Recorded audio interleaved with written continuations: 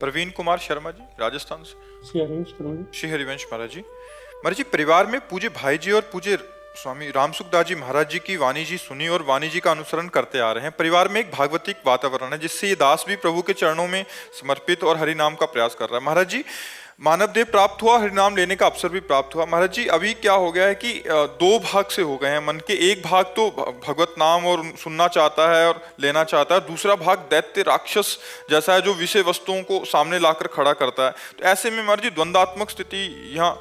भजन के बल से उस आसुरी भाव का नाश कर दो। बहुत अच्छे बच्चे हो जो अपने मन को देख पा रहे हो। इसमें दोनों भाव है, सुमति और कुमति। बुद्धि में सुमति और कुमति है, तो सुमति को हम बढ़ावें और कुमति को नष्ट कर दें। दैवी संपदा को बढ़ावें, आसुरी संपदा को नष्ट कर दें। तो जो हमारे अंदर आसुरी भाव है इसे नष्ट करना पड़ेगा और ये भजन के प्रभाव से नष्ट होगा। जितना आप भजन करोगे उतने आसुरी भाव नष्ट हो जाएगा। नहीं, इसका आकर्षण भोगों के प्रति होता है और बहुत गंदा होता है और ये इतना मलिन होता है कि फिर अगर ये बना रहा संस्कार अंदर, वासना, तो कहो 50 वर्ष तक दबी रहे, 50 वर्ष तक, और इसके बाद अवसर आया तो मतलब बड़ा आश्चर्य होता है।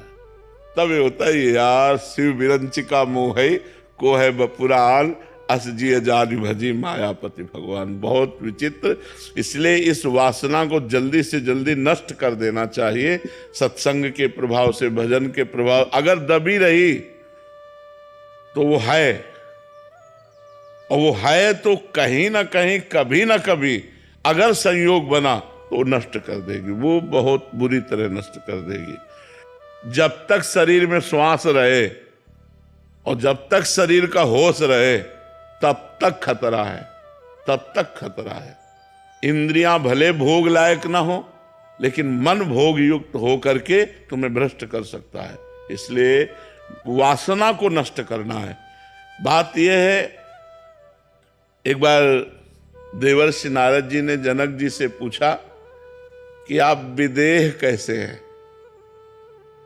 आपकी रानी हैं, आपके संतान हैं, राजपाट है, और आप विदेह स्थिति तो अवधूत महापुरुषों की होती है, शरीर का होश नहीं है। और ऐसी थी जनक जी की स्थिति। तो उनका आज आराम करो, कल सभा में बताएंगे, चर्चा करेंगे। आज तो आप आराम कीजिए। खवाया पियाया और महल में, अपने महल में सुलाया, और जब रात्रि हुई तो रानी से कहा सो जाओ जा करके देवर्षि नारद जी के साथ। तो आज्ञा का पालन हुआ, तो गए। जब उन्होंने देखा कोई स्त्री आके सो, तो वो खसके दीवाल की तरफ, और तो और खसके। जब दीवाल मिली तो दीवाल की तरफ करवट करके वो कुछ बोले नहीं। थोड़ी देर में उठी चली गई हूँ।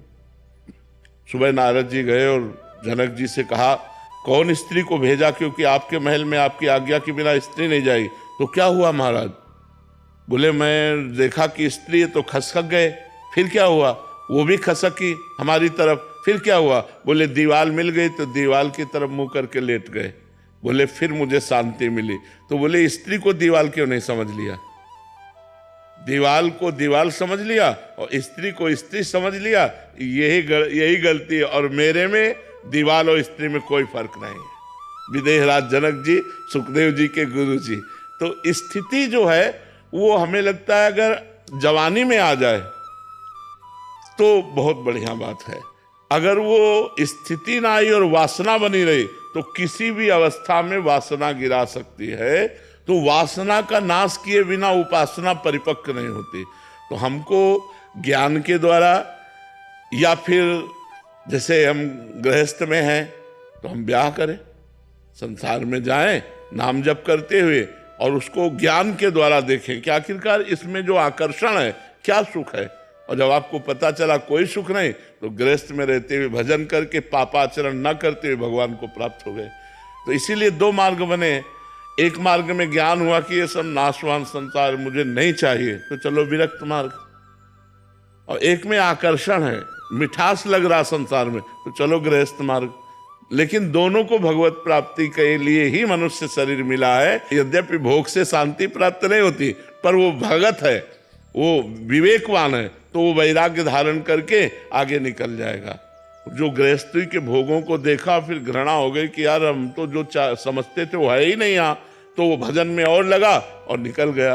और जो ज्ञान के द्वारा वैराग्य धारण करके एकांत सेवन करते हुए विरक्त भाव से भजन करके निकल गया, वो निकल गया। पर निकलना है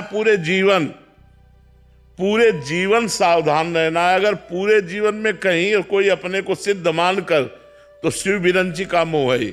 औरों की तो बात जाने दो, इसलिए हर समय सनकादि ऋषि हरिशरणम रखते रहते हैं।